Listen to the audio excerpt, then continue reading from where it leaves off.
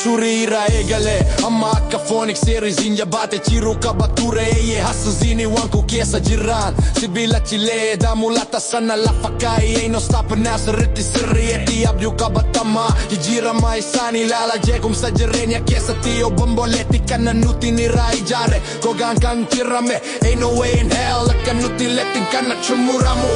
nuti ijaara nuti suuta hin jennu kun bu'uura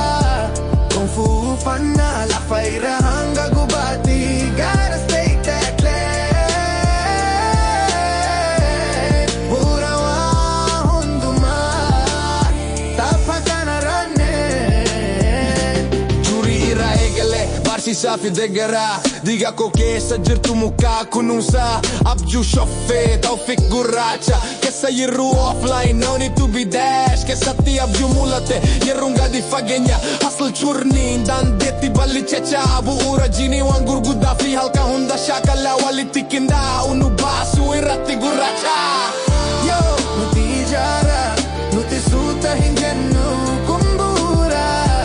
konfuufannaa lafa irra hanga gubaatti gotta stay that clean bu'uura waa hundumaa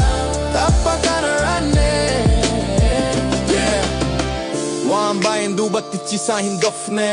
hayyuu keenya hunda waliin nuti si'a lamaa sochii keessa jirtu tajaajila dinagdee jettee nu ju'allee hamma mijaantu baay'een Xurii irraa eegale dandeetti damataa walitti dhufeenya phonic si abjuu hin dakkatamne risin fuula keenya ifaa komaa fi bultii hojii hunda dandeenyetti si oominaa nu yaadni ashama gadis jajjabeessa jaalalaa gama keenya milli biqiltuu qabuu hin nuufamaan guddoo fi dachee kabajaa heetirra sagantaa fi transformaa akkana wal qabsiisu nu shakkiin hin dhufne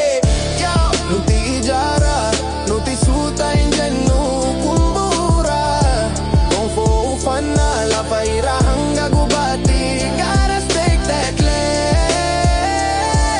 clean bu'uura waa hundumaa